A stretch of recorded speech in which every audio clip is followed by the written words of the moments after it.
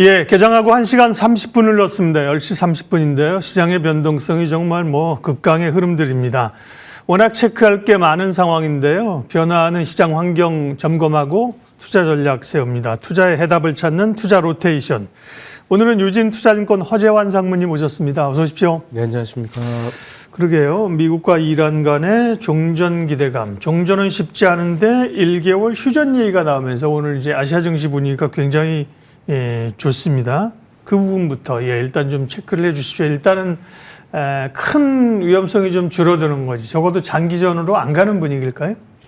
일단 시장은 그렇게 기대를 많이 하고 있는 것 같습니다. 근데 어쨌든 미국의 반응이라든지 이란의 어떤 소식들을 보면은 기본적으로 이 두 전쟁이 장기화되면 될수록 서로에게 굉장히 좀 피해가 크다라는 거를 분명히 좀 반증을 해주는 것 같아서 그동안에는 이제 전쟁이 특히 이제 에너지 인프라 시설을 공격을 하면서부터는 확전에 대한 걱정들, 그리고 이게 전쟁이 빨리 끝난다고 하더라도 에너지 인프라가 손상이 되면은 다시 원래 에너지 가격대로 돌아가기가 어렵다라는 그런 부담들 때문에 굉장히 좀 투자 심리가 좀 불안을 했는데, 그래도 어쨌든 전쟁은 길지 않게 끝날 거다. 적어도 이번 주말이 정말 좀 중요한 변곡점이 될 수 있다라는 점에서 조금은 좀 안도하는 분위기가 특히 오늘 같은 경우는 조금 더 강화가 되고 있는 걸로 보여집니다. 다행스럽습니다. 어제도 누가 진실인지 누가 거짓말인지 한쪽에서 협상을 하고 있다고 한쪽에서는 아니라 그랬는데 결국 협상이 이제 이루어지고 있는 걸로 확인이 되는 거죠. 그런가 하면 말씀하신 것처럼 이제 물가를 건드리면서 유가, 물가 이런 것이 부담인데 최근에 나오는 경제 지표들을 보면 그런 영향들이 대체적으로 좀 이제 나타나고 있다고 봐야 되는 거죠. 예, 아직까지는 이제 조금 이른 감이 있긴 합니다. 네. 그리고 보통은 이렇게 유가, 특히 이제 미국의 휘발유 가격이 올라가게 되면은 보통 2개월 있다가 이게 이제 물가라든지 여러 지표들로 반영이 되기 때문에 사실은 유가가 오른다고 하더라도 2개월 이상 지속될 수 있는지 연속될 수 있는지가 좀 더 중요하다, 이렇게 좀 봐야 될 것 같습니다. 근데 오늘 아침에 발표된 일부 서베이 지표들을 보면은 물론 이제 지역 연준 지수들, 그리고 아직까지는 이제 미국의 전체 경제를 반영한다라고 보기는 어렵습니다만은 기본적으로 조금 전쟁에 따른 불확실성을 반영하면서 이 서비스 쪽에서의 투자 심리들 또는 기업들의 심리가 나빠지고 있기 때문에 아무래도 조금 이 상황이 좀 이어지게 되면은 생각했던 것보다 좀 경제라든지 물가에 대한 걱정들을 좀 해야 되는 거 아닌가라는 우려감을 주기에는 좀 충분했었지 않았나라고 좀 보여집니다. 네. 물가 부분은 이제 지금 나오는 것들은 아직 영향을 없는데 앞으로 이제 영향을 줄 수 있다는 거고요. 물가 이외에 미국의 고용이라든지 혹은 서비스업이라든지 이런 쪽도 아직은 그렇게 큰 충격은 아닙니까? 아직까지는 아닌 것 같습니다. 그리고 특히 이제 미국 같은 경우에는 저희보다는 이제 에너지를 수출하는 이제 에너지 수출국이다 보니까 그렇죠. 오히려 이제 돈을 버는 기업들 같은 경우에는 돈을 더 잘 벌기 때문에 저희보다는 영향이 조금 덜한 거는 맞는 것 같고, 아마 고용에 대한 영향도 생각보다 좀 뒤에 나타날 가능성이 있지 않나 싶습니다. 근데 오히려 이제 미국보다는 이제 에너지를 수입하는 유럽, 그다음에 일본, 그리고 저희 이제 이런 쪽에서 이제 조금 더 먼저 신호들이 좀 나오지 않을까라고 좀 보여집니다. 글로벌 증시를 둘러싼 우려들, 전쟁, 그리고 유가, 그리고 미국의 사모대출 시장의 불안감들이 계속 나오고 있지 않습니까? 간밤에 이제 무디스가 KKR의 사모펀드에 대해서 신용 등급을 내렸다. KKR은 국내에도 몇 개 인수하고 관련이 있는 기업들이잖아요. 이게 계속 좀 상무님 쓴 자료도 봤는데요. 어쨌든 계속 부담으로 작용을 하고 있습니다. 파급력이 어느 정도일까요? 네. 근데 이제 좀 먼저 말씀드리고 싶은 거는 이게 그 2008년 글로벌 금융 위기랑 자꾸 이제 비교를 하시는데요. 그때랑 지금이랑 비교를 해보면 조금 비슷한 부분들도 있긴 합니다. 이제 그때도 부동산에서 이제 버블이 조금 꺼지는 그런 무렵이었고, 또 그때 당시에도 브렌트유가 100불, 120불 갔었던 유가 급등의 모습들도 분명히 좀 있었고, 그리고 그때 미국의 금융기관들이 이 부동산과 관련된 파생상품 때문에 굉장히 힘들었던 그런 기억들 때문에 이 악재가 이렇게 겹친다라는 측면에서 지금 보면은 저희도 지금 유가가 또 급등을 하고 있고 또 사모대출 시장도 흔들리고 있고 막 이러고 AI에 대한 버블론 이런 것들이 막 겹치다 보니까 약간 좀 분위기가 그때랑 비슷한 거 아닌가라는 걱정들을 많이 하시는데요. 근데 아직까지는 이제 그 이 사모대출 시장의 어떤 레버리지의 규모 그리고 전체 레버리지 사모대출 시장의 어떤 그 시장의 규모, 그 다음에 은행이 직접적으로 연루되어 있는지 요 세 가지 측면에서는 약간 좀 차이가 있기 때문에 지금은 조금 걱정을 해야 되는 건 맞습니다만은 그렇다고 해서 이게 금융시장에 직접적인 어떤 충격으로 갈 것으로 저희가 너무 걱정할 정도의 단계는 아직은 아니다라고 좀 보고 있습니다. 네, 자료 쓰신 내용이 이제 그겁니다. 다들 이제 금융위기 때 전조감으로 느끼는데 구체적으로 비교해보면 그 당시에 이제 그 규모나 이런 걸 보면 또 이제 비은행권에서 소위 이제 은행의 시스템 위기로 번질 가능성은 상대적으로 낮다는 거죠. 그죠? 네, 맞습니다. 그런 얘기를 하셨습니다. 물론 뭐 넘어갈 일은 아니고 신경 쓰이는 일은 맞긴 한데요. 그렇게 말씀하셨고요.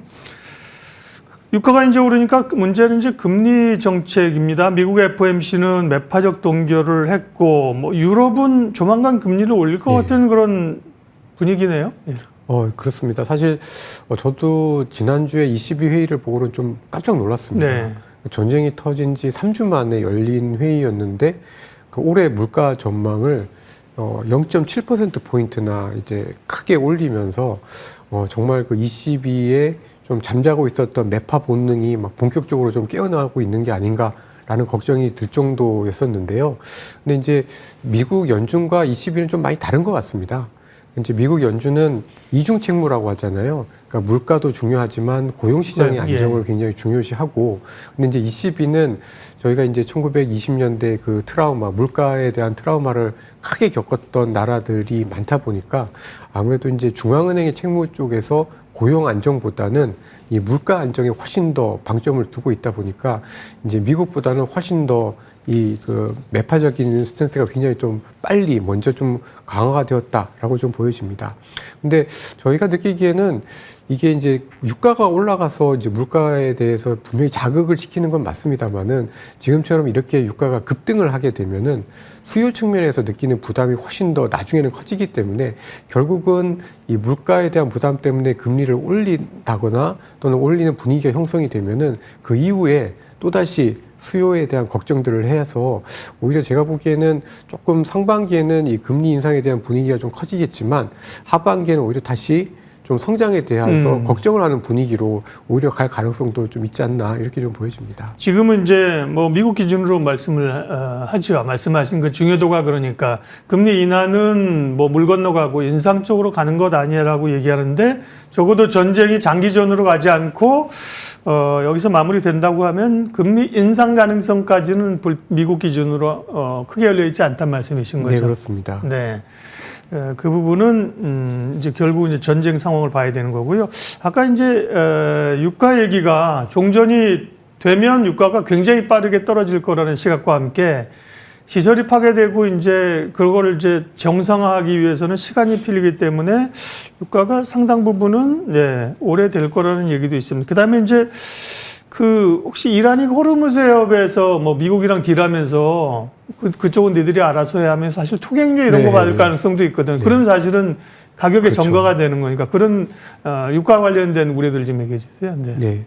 아무래도 사실은 이제 전쟁이 끝나면서도 아까도 잠깐 말씀드린 것처럼 이번에는 1979년도 이란 혁명 이후 처음으로 호르무즈 해협이 실질적으로 봉쇄가 되었고 또 과거의 중동 각종 분쟁이나 전쟁 때와는 다르게 에너지나 가스 시설이 일단 파괴가 됐다라는 게 이번 전쟁에 있어서의 가장 큰 차이점이지 않나 싶습니다.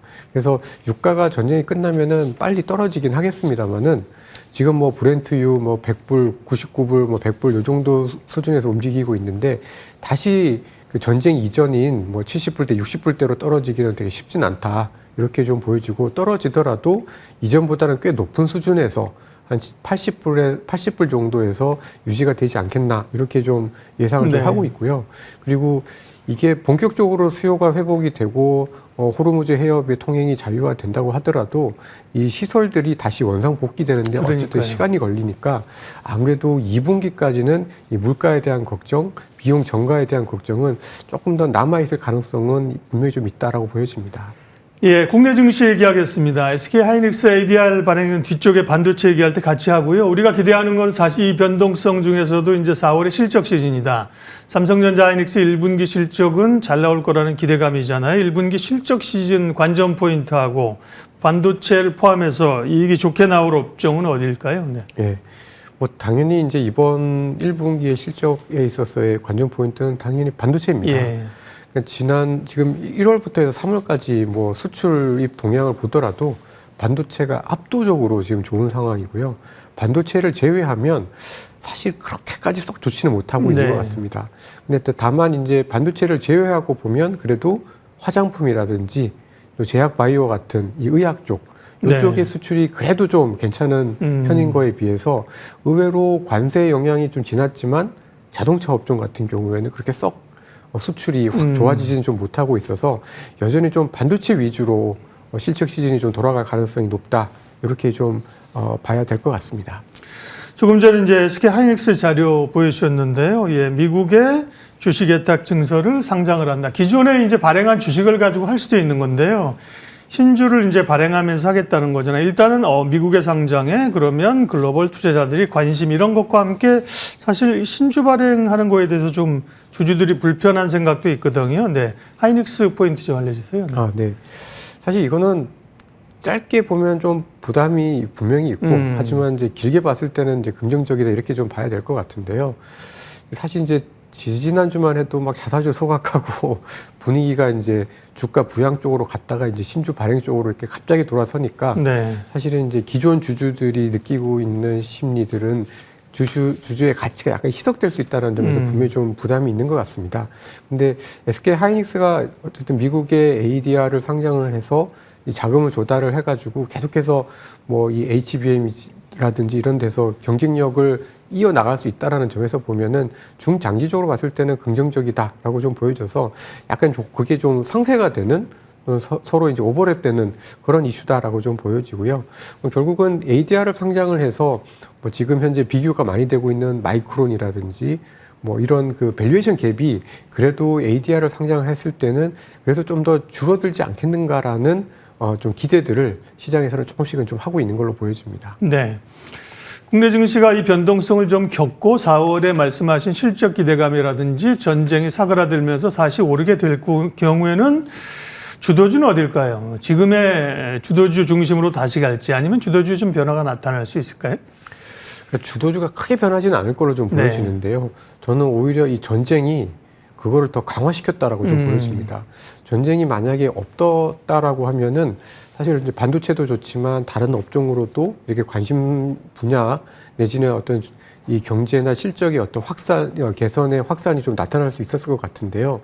지금 이 전쟁 때문에 오히려 이제 비용 전가가 가능한, 그러니까 시장에서 가격 전가력이 센 업종과 그렇지 않은 업종이 더 이렇게 차별화가 좀 되었다라고 좀 보여지고, 여전히 이제 반도체처럼 정말 없어서 못 사는 이런 업종들은 이런 전쟁에도 불구하고 여전히 이제 가격에 대한 가격 전가를 할 수 있는, 또는 가격을 유지를 해도 여전히 수요가 있는 이런 쪽이기 때문에 아무래도 이제 반도체 업종의 오히려 주도력이 지금보다 오히려 조금 더 강화가 될 가능성이 오히려 좀 더 커졌지 않았나 이렇게 좀 보여집니다.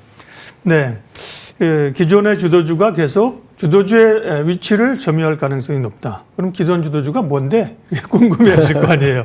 반도체 플러스 조방 원전 뭐 이 정도 볼 수 있나요?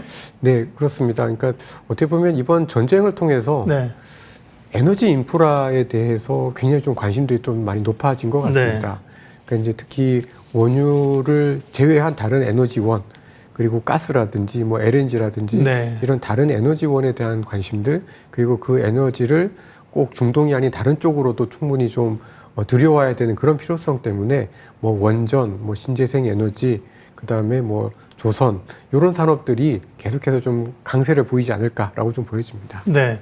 전략 좀 마무리하겠습니다. 사실은 전쟁이 생각보다는 길어지면서 2주 지나고 지난주쯤에 조금 사그라드는 것 같다가 다시 사실은 이제 오늘 전에까지 불안했었잖아요. 그래서 이제 위험 관리 좀 해야 되나, 비중을 줄여야 되는데 오늘 분위기는 또 다시 이제 다시 주식을 사야 되나 이런 고민들이에요. 이런 변동성을 어떻게 대응할 것인가. 당장은 이제 1분기 지나고 곧 4월이거든요. 한 4월 전략까지 내다본다고 하면 어떤 전략을 세워야 될까요? 일단은 그 기존 주도주는 여전히 좀 유효하다라고 좀 보여집니다. 그리고 이게 사실은 이번 전쟁이 아니었으면 조금 다른 쪽으로 확산되는 쪽의 분위기가 저는 형성되었을 가능성이 좀 높은데 오히려 전쟁 때문에 그게 조금 더 좀 잘 쉽지 않고 기존 주도주에서 옥석가리기가 되는 형태로 해서 조금 더 쉽진 않아졌다라고 좀 보여져서요. 기존의 어떤 반도체와 아까 말씀드렸던 에너지 인프라 이쪽이 이제 가장 주축이 좀 될 것 같고요. 근데 이제 그래도 전쟁이 너무 길어지지 않는다라고 하면은 최근 들어서 주가가 좀 많이 빠지긴 했습니다만은 이 금융 쪽, 특히 이제 증권이라든지 은행 쪽들은 그래도 다시 한번 빠르게 좀 회복할 수 있는 여력들이 다른 업종들보다는 좀 클 걸로 보고 있습니다. 또 하나 궁금증이 있는데요. 사실은 말씀하신 것처럼 지수가 꽤 많이 오른 상태에서 지수를 좀 잡아주면서 코스닥 쪽에 중소형주 쪽에 강세를 기대했는데 오히려 전쟁이 기존 주도주의 시세를 강화한다는 말씀을 하셨다면 코스닥에 대한 종목에 대한 정책에 대한 기대감은 좀 낮춰야 되는 거예요? 아무래도 이런 유가 때문에 그러니까 코스닥 시장이 어떻게 보면은 뭐 반도체 소부장이라든지 제약 바이오라든지 이런 산업들은 국내의 어떤 금리 정책 그리고 국내의 어떤 투자 사이클과 굉장히 좀 관련이 높습니다. 근데 지금 아무래도 이제 전쟁 그리고 유가, 인플레에 대한 걱정들 때문에 이런 부분들로의 확산이 아마도 상반기보다는 하반기에 좀 나타날 수 있을 것 같아서 약간은 그쪽으로의 어떤 관심이 이전하는 속도가 이번 전쟁으로 인해서 조금 더 더뎌졌지 않았나 이렇게 좀 판단을 좀 하고 있습니다. 네. 아이고 진짜 하나만 더요. 궁금한 게 많은데 네. 외국인들은 도대체 뭐 언제까지 이렇게 주식을 파는 걸까요? 왜 파는 건지 언제까지 팔 건지 환율이 안정되면 다시 올 수 있는 건지. 전쟁이 끝나면 당연히 이제 외국인들은 좀 더 들어올 수 있다라고 좀 보여지는데요. 근데 이번 2월 이후에 외국인들의 매도에 가장 집중되는 업종은 뭐 반도체하고 자동차입니다. 네. 그러니까 근데 반도체 같은 경우는 이미 외국인 보유 지분율이 51%에서 이제 조금 떨어져서 이제 50%대지만 어쨌든 다른 업종들에 비해서 보유 지분율이 굉장히 높고 또 1, 2월 달에 워낙 주가가 많이 올랐기 올랐고, 때문에 약간 변동성을 좀 줄이는 차원에서 좀 매도를 하지 않았나 싶은데요. 이 반도체하고 자동차를 제외하면 오히려 외국인 투자가들이 그렇게 매도를 많이 하진 않았습니다. 그래서 전쟁만 끝나면 오히려 다시 조금 더 반도체가 아닌 한국의 다른 업종으로는 좀 더 매수세가 유입될 가능성이 높다. 이렇게 좀 생각을 하고 있고 최근 들어서 보면 건설업종 많이 사고 있고요. 맞아요. 건설 쪽 많이 오르잖아요. 그다음에 아까 말씀드렸던 제약 바이오하고 화장품 같은 업종들도 의외로 사고 있어서 뭐 그런 쪽에도 한번 관심을 가져볼 수 있다. 이렇게 좀 말씀드릴 수 있을 것 같습니다. 투자 로테이션 오늘 투자의 해답을 찾았습니다. 유진 투자증권 허재환 상무님 함께했습니다. 고맙습니다.